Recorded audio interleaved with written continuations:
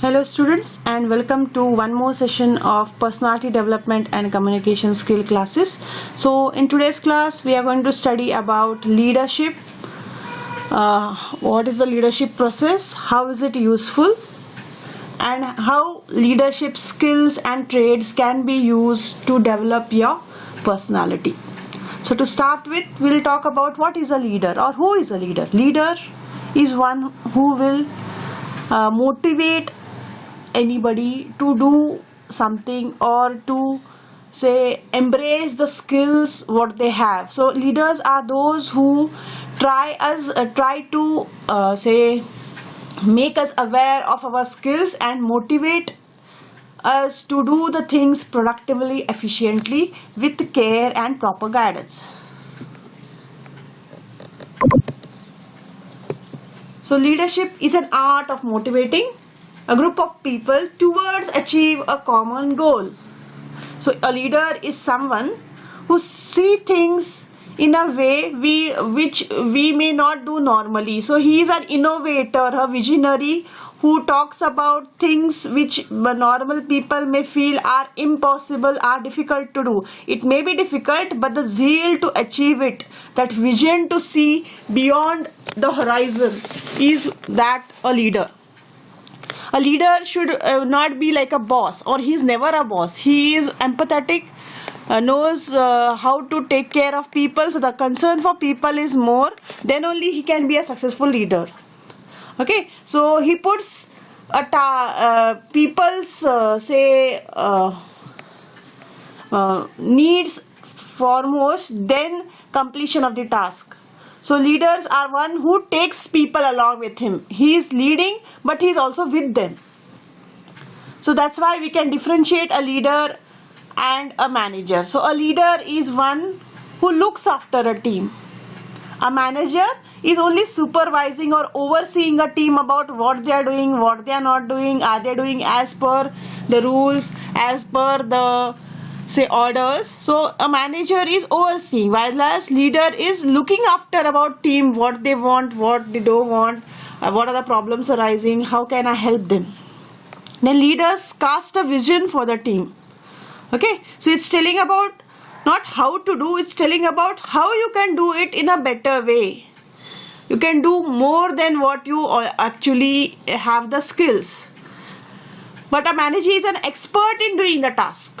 A leader is not an expert as such. He may be an expert, but he is a visionary, is foreseeing about doing some things in a new way. He innovates. So a manager is an expert of executing over. He is best at getting things done. Okay, he is best at commanding, he is best at directing, but leader is going along with people. He knows how to do it, he will teach them how to do it. If not, he will take them along, and so even he will implement new ways of doing the same old work. But a manager uses what is best or what is already there, he just follows that work. Leader is taking risk. As he is an innovator, he takes a risk, but a manager tries to minimize the risk and get the things done from others.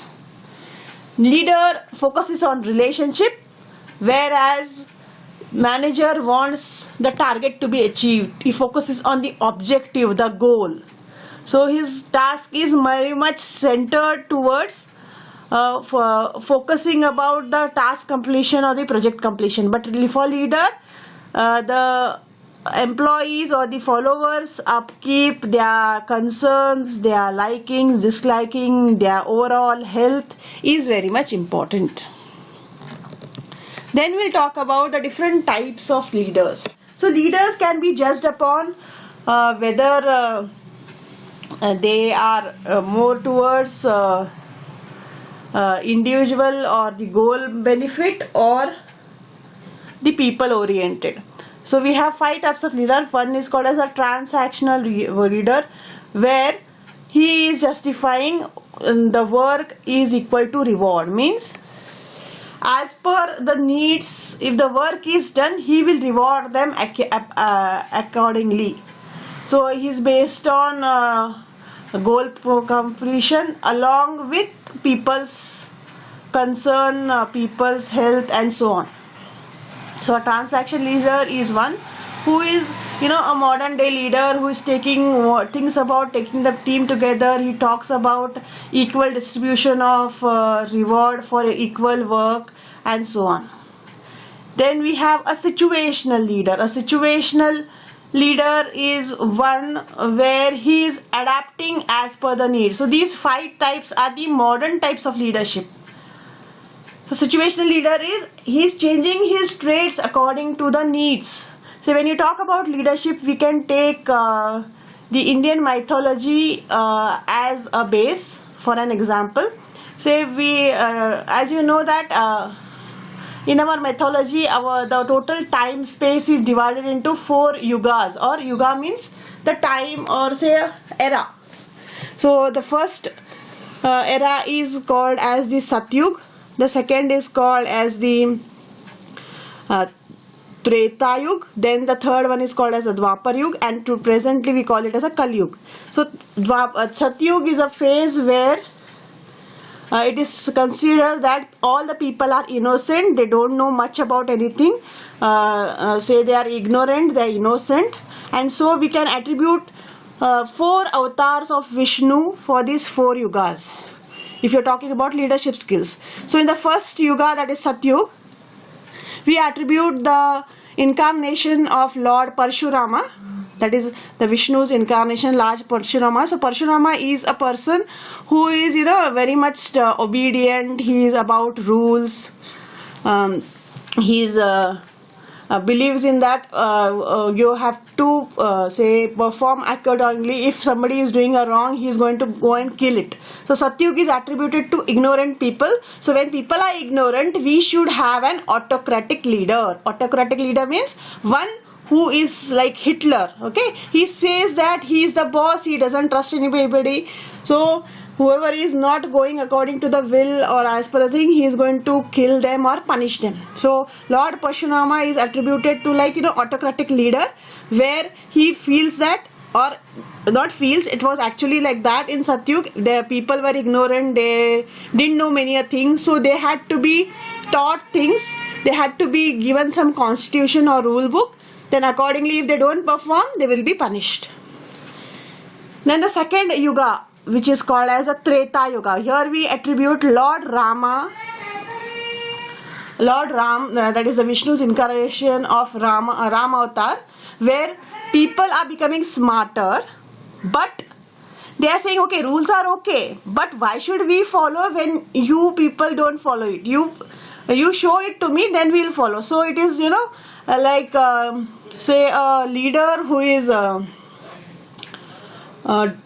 democratic, who leads by example, and so he is considered to be a participative or a democratic leader, because he is showing that you follow the way I will do it. So for me, rules are important. So whether it is a layman or a king, I will follow as per the democratic style of participating. So we call it him as a Maryada Purushottam. That's why means he is trying to be perfect in every way, and he is trying to lead by example. So if I can do it, you people should follow accordingly. So that is Treta Yuga, the incarnation of Lord Rama.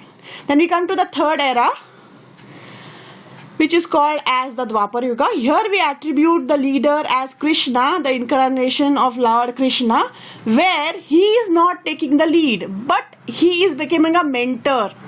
So if you jot down the, say, growth stage of an organization, so at the initial level, when the organization is new, we want a leader who is like Parshurama, an autocratic leader. When it is growing, when the organization is growing, developing, we need a leader who is leading by example, so that next generation of employees can see him and try to become a leader. So that is a growing stage, Treta Yuga, Lord Rama. That is participative or collaborative leadership. Then the third phase, when the organization leads to a maturity level, that time we need a person like Krishna, who is mentoring. You want a leader who is a mentor. So Krishna is mentoring Arjuna about what to do, what not to do. He's telling all the pros and cons, but decision has to be taken by Krishna.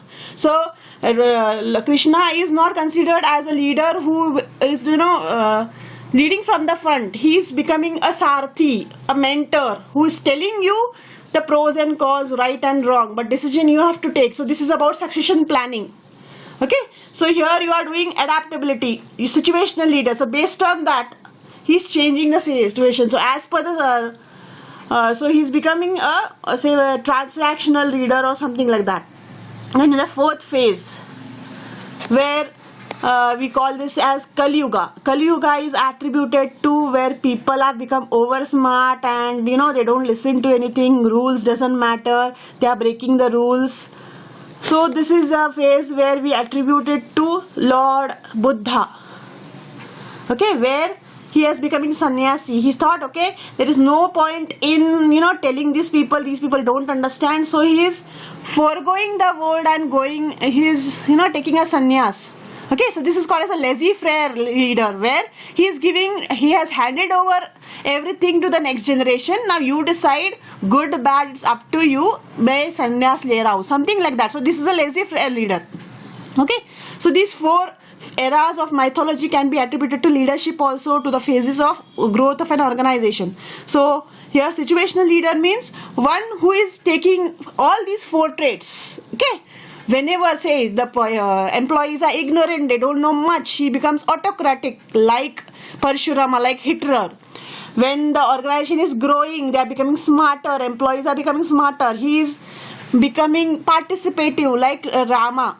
Okay, and also he is leading by example. Then the these employees have become still more experienced and smart. He is just a mentor like Krishna. Okay, then when they have fully developed the skills and they can lead the organization, then they become like say Buddha, that is laissez-faire leader, where they are leaving the things on their own. Tum संभाल लो, मैं अभी संन्यास ले रहा हूँ. So laissez-faire leader gives everything to the employees. He doesn't participate, he is just there, but he is giving the free hand to everybody else. A situational leader is one who is using all these skills in different phases or different times whenever the need arises. Then participative leader is a democratic leader, where he is thinking both of the organization and the people welfare. Okay, so these are the different types of leadership. So we have to develop or pick up traits as per the need, as per the situation, so that we can use it in our personality. So you can use it as a role playing while giving orders, while leading, while giving say ideas, or while training somebody. So these skills of leadership, of different types of leadership, can be used in our personality development. I have not gone in much details about leadership. There is lot to learn, which we'll be learning in our